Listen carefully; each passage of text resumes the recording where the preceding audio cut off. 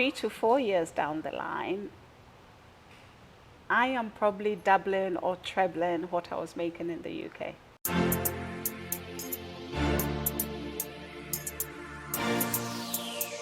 Smobby!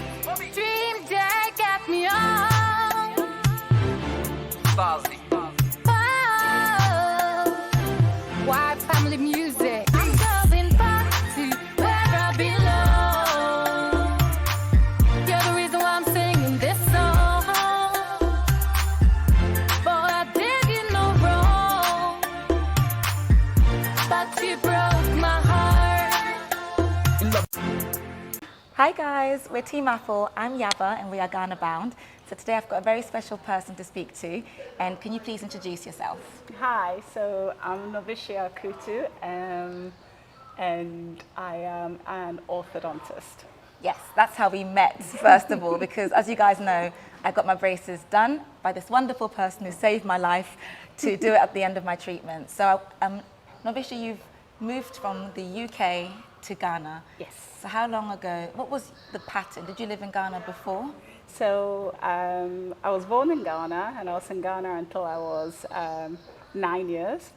And then I moved around Africa a bit, and then ended up doing sixth form in the UK, and literally stayed in the UK until 7-8 years ago, when I then did the return back to Ghana. Wow. Yeah. So what made you return back to Ghana? You know, for me, it was all about family. I jokingly say I had an early midlife crisis. I had already become a consultant orthodontist, which is the highest that you can actually get to. Wow. I was really living the life. I think in that year, I probably traveled to 8 countries lecturing. And so in terms of my actual career and profession, there wasn't that much more that I could actually do. I lived in a beautiful apartment with underground parking and everything. And I literally woke up one day, walked from my bedroom to the kitchen, and I thought, this is it. There isn't going to be that much more difference. And coupled with that, I'm very, very close to my parents and my family, even though we went to boarding school and had the whole boarding school experience. And I wanted to come and really know my parents before they got old. Yeah. So I didn't want to come back when they were ill and having to look. I just wanted to have that experience. So a lot of it for me was about family and about coming back for family. Yeah. Wow, because you'd achieved so much and you were living the life that you wanted to live. So it must have taken something big to say, okay, let me leave this and move on. Have you got a family in the UK? No, so the way it was at the time I said that I would move, my parents were here and my younger sister was here. But I have an elder brother and elder sister, and they were not in Ghana. Yeah. But it took me so long to move that by the time I came back, They're here too. yeah, and now we're all here. That's amazing. That's amazing. So how's it been? So you've been here for 8 or 9 years? I've been here for about 7, 8 years. About 7, 8 years. And how was it when you first moved over? The journey is not easy. Okay. And I think that you definitely have to know why you are making the move. Yeah. I also jokingly say that there's a 2 to 3 year testing period. Okay, this is interesting for me. Okay. There really is, because when newbies come and people are interacting with you, in the back of their mind, they're thinking, yeah, she won't be here in 9 months. Okay, she ain't going to stay, because they are so used to people coming and then going. Right. And just not settling, So even if you start up an amazing business and you are a returnee, everybody's watching to see whether the business will still be there or whether you'll get fed up. Yeah, this is really good to know, because so many people that are coming want to know the real picture and the real reason why so many people return back to where they came from. It's about tenacity, it's about expectations, it's about frustrations. Okay. And having said all of that, I would now never go back. You are a veteran, so you've gone past the 2-year test. I have gone, but the 2 to 3 year test is extremely testing because everything that you feel is normal and that you take for granted is now hard work. And it's literally as if people can smell the newness of you. I've always driven, but there must be something how we sit in the car because every policeman will stop you. So in your first like 6 months, you get stopped like every week. Whereas I can now go a year without being stopped. So that means you must be in. And I'm like, but then how do they even know that you are new? Because you're still going through the whole dilemma of what is ethically and morally correct, Right. whilst trying to even figure out whether you did do something wrong. Yeah. You know, and for the like Brits coming back, you're now driving on the other side of the road. You've gone from manual to automatic. Everybody is trying to get something from you. So I remember always waking up, and I used to say by the time I had made it to my office, at least 4 or 5 people had asked me for money in some way or form, whether, whether, you know, they come to you, Madame, I need to go to the hospital, Madame. Wow, that direct. So. Oh, yes. Or, you know, school fees and literally every day. And you're just like, so there's definitely that. I jokingly used to then start counting the number of people I'll see peeing on the road. I know, that bothers me. It does bother me. And I haven't talked about that yet. Oh, am I being too graphic? It's not at all. This is a very open discussion. And yeah, it still bothers me. And I live in East Legon and I'm driving to Airport Hills. So I'm probably in the most cushiest, you know, suburbs ever. And I was just like, and it used to frustrate me and upset me so much. So the newbie sees things that after a while you don't see. Yeah. You know, and I think it's that acclimatization thing. Okay. And I tend to be really dramatic in my head. I don't necessarily say everything, but I remember one day just being in my place and there was so much noise from some church right next door that had sprung up. And I remember getting so frustrated, and I used to drive around with my passport in my car. And I got to the airport and I was like, I'm going. I can't do this anymore. Literally, your passport's ready. Yeah. Wow. And I got there, I'm like, okay, get real. Turn back. Turn around. That was close though. All those frustrations and that newness. Having said that, I think it's a lot easier now. Okay. And I know everybody says that, you know, but even getting to places, now you've got Google Maps. 6 to 7 years ago, there were no street names. Yeah. Now there are street names. It's just that nobody knows them. No one knows them yet. Nobody knows. This is a good point actually, because in the last, let's say 8 years, do you feel like Ghana has changed a lot being It's changed inside? A lot. It has changed a lot. So imagine leaving your house and not having Google Map and you're trying to get to here. And you know, you are driving and you don't know where you're actually going and you're having to stop to ask people for directions. And Ghanaians are lovely, but they also don't know how to give directions. They'll say, go. Down there, down. You'll see a hairdresser. Yes. By then, turn right by the garage. It's, down. It's like, okay. Keep going. Literally 30 minutes walking later, but yes, thank God for Google Maps. Exactly. So Google Maps changed my life because I could now get up and be more independent. So many more cafes, etc., you know, that allow you to have a little snippet of the life that you used to have before. Yeah. Everything is now on Facebook and everything is now, you know, online. You know, whereas before everything was about knowing people. Yes. So if you needed to go have your hair done, you had to find somebody who knew somebody to take you there. Yes. Or at least now you can go onto Instagram, etc., etc. So the whole digital world, I think, has made a significant difference. Yeah. This has made a significant difference. Wow. Yeah. So 8 years ago, when you initially made the move, so you said the 2-year challenges, because the reason I want to talk about the challenges is I'm only 4 months in. So what sort of things could make someone turn back and say, I can't do this? What sort of things did you go through that you've overcome? Okay, so I think that so the 2 years is, first of all, it's actually a mindset. And it's quite difficult to make the decision.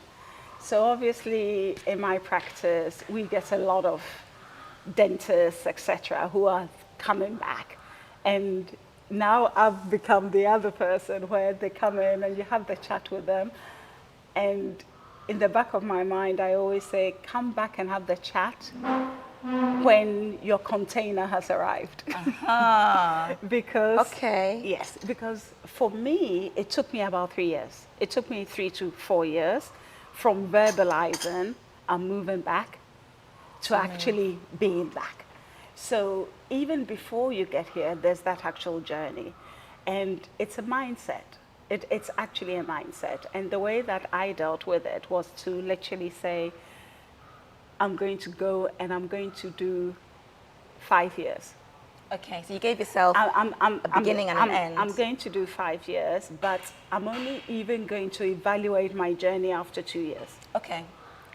And that was really, really important to me. And a lot of my friends called this my Africa adventure. Okay. So there was this thing as to whether I would really stay or whether I would come back. Yeah. And, you know, in that light, you have to think of it as an adventure. And that's why I say it's a definite mindset. Okay. Because a lot of us travel. And if we go to China and people are spitting and you are traveling, you think that you almost accept it. Yeah. And that's part of the culture that you've come to experience. But when we return, we don't accept the culture around us.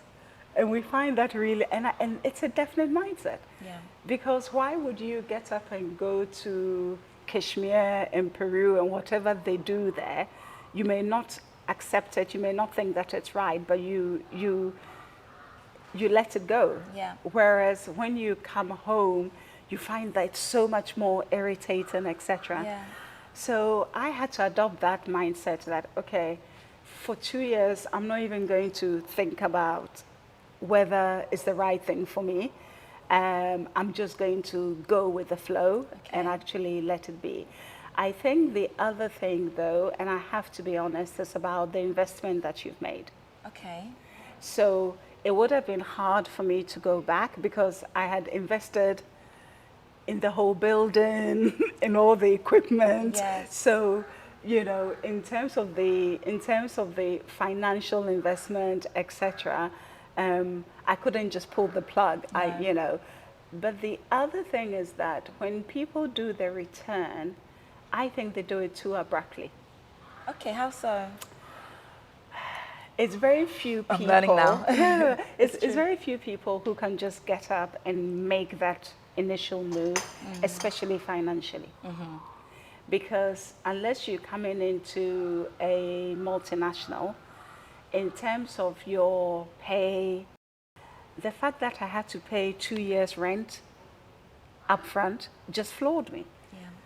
So, and you know, I was like, but, and then you start thinking, if I can afford 2 years rent upfront, surely I can afford to get a mortgage. Yeah. Yes. You know, and it's those little things. And financially, you are not going to be as well off in the beginning. Yeah. So I used to do the 6-10. So I used to work in Ghana for 6 weeks, then I'll go back to the UK for 10 days. Okay. Locum, come back. Because of work, you can do that, yes. So I was literally mainly based here, but for at least 18 to 24 months, I was doing the backwards and forwards until my business grew, etc. And then I didn't need to be locuming in the UK, so I literally did this. Such good advice.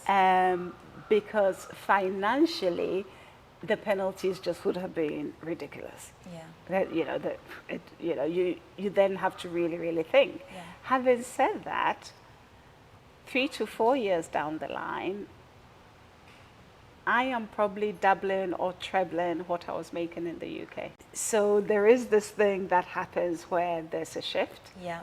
But then you have to be prepared for that, Journey. Yes. And I, for example, couldn't have done it without family because I said it took me 3 years from verbalizing to being here. The whole practice needed to be built. We had to find the land, we had to build. Wow. So all of that was from Built scratch. from scratch. It took us literally 9 months just to find the right place. Oh my goodness. And then we had to build it, and I wasn't And here. you weren't here. I wasn't here. And my parents, my mom in particular, supervised everything. Oh my goodness. And you go back and you look through your Google mails and the number of emails about windows. Oh. Just windows. So family is extremely important. Yeah. But you have to be respectful. And I think that idea that, visitors and people you go and stay with are like fish. The first day everybody is excited. By day 4 or 5, they're beginning to smell a bit. Okay, I've not heard that one before. That's good. Okay. And past day 10, etc., it's a no-go area. I just convert that into weeks when it actually comes to, staying with family. So the reason why people go back, total frustration, almost jumping in without having that reprieve, not being prepared for the financial imbalance that will balance out. It will balance out and escalate. Amazing. But there is that initial descent in terms of finance, and not being accepting. Now, the accepting, people will feel is that you're reducing your standards. And there's a difference. So when I talk about accepting, I think is the wrong word. It's more about understanding. Okay. So the person coming to ask you for money does not always actually need the money. Okay. They're just trying it out. They're just trying it. I'm getting some gems today. And that it's how you deal with it, and it's listening to people. So I always remember my dad saying, but when people ask you for money, initially, it will always be up to about $50 to $80 worth. Okay. He said, give it to them. Always give it to them. But make it clear that it's a loan. Oh. And never ask for it back. Never ask. But the next time they come and ask you, you kindly remind them that, but I loaned you. And you've still not paid it. Thank you, Dad. Thank you so much to your father for that, because I think you've saved so many of us. I talk a lot about this on the channel, about the awkwardness of being asked. And it's very wise advice. Second thing, and that was from my mom. My mom always says, as much as possible, do not give money. Because when money enters somebody's hands, it's the money that decides what should be done with it. Right. And I was like, huh? And she's, and my mom would tell you, look, somebody comes and needs school fees, and you decide that you're going to give them the school fees. If you give it to the parent, that parent has the money. Yeah. As they're going home, they get a call that a relative has been taken to the nearest hospital and needs blood. Now, what are they meant to do? Yeah. Let that person perish or use that school fees. So if you want to pay for school fees, thank God for mobile money. Yes. Pay it directly to the school. Those sorts of things help. But I also think as returnees, we also need to be having some of those conversations. It's getting that balance between not losing yourself. Okay. Because I will always smile, I will always joke, however, there is that line, and It's about making it clear where that line is. Yeah. Religion is extremely important to the people. Yeah. You will love and hate the churches in equal measure, Yes. but they provide a function that is one of the building blocks to the nation and the community. Yeah. And never underestimate the importance of that. Yeah. I happen to be in Kumasi, Okay. and at the beginning of every important function here, a prayer is said. Yeah, I've noticed that too. And I was Yeah. like, and as the prayer was being said, I knelt, I leaned to the person to my left who happened to be a friend, and I said, so are the Muslims going to pray as well? And he leaned back and he said, it's the same God, oh. I've noticed that, and it's so refreshing to be in an environment where different faiths and religions respect different faiths and religions.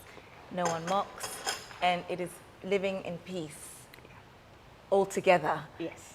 I want to do like a quick fire, 4 things that you would say to someone who's already thought about moving to Ghana and is nervous about moving, because it's the unknown.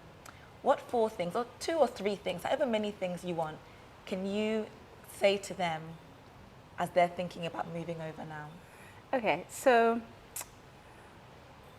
the first thing I would say, and the deciding factor, is the what if. So I only stepped on the plane where it got to the stage where I was like, in 10 years' time, would I be thinking what if? And if you're at that stage where you'll be thinking what if, do it. Because if you fail, then you know.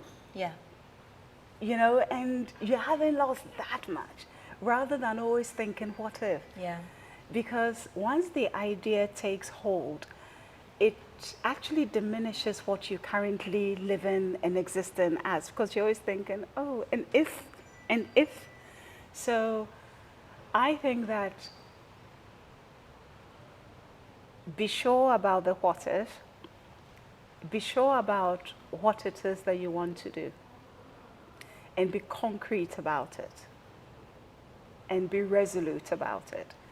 So don't come on a whim. There has to be a plan. There has to be a plan, and the plan has to span at least 3 years. There has to be a plan. Don't make it a life or death decision as though you can't go back. Don't make it a life or death decision. It's okay. The experience will always enrich you. So even if you come and you decide to go back, it's okay. You still would have gained. You actually would have gained something that you can never gain unless you actually live the experience. Yes. So don't make it a life or death, experience. And the 4th thing I'll say is be respectful and be flexible. So don't get locked into a mindset. Now people think I'm saying the opposite thing. You can be resolute. I was going to build a practice that was just about excellence. What was the purpose of it? The purpose of it was to give excellent international standard dental care. Why? Because there was a problem that needed to be solved. That was the solution. Yes. It wasn't about making X amount of money, And if you just stick to that, then the rest of it actually flows. In the same way, be flexible. We now don't work Friday afternoon, so Very flexible, yes. You have to be flexible. So, be respectful, be flexible, be resolute. Amazing. Thank you so much. And honestly, meeting and speaking properly, or rather say speaking properly for the first time, I feel like you've encouraged me to push through that 3-year mark already. And I'm just grateful that I could meet you today and we can really talk like this. And I can already tell that's going to encourage many other people. Yes. So thank you so much. And I should say thank you, worries. Doctor. So thank you. And guys, don't forget to like, comment, and subscribe. And I'll see you in the next one. Bye. Bye. See you in Ghana soon. Yay!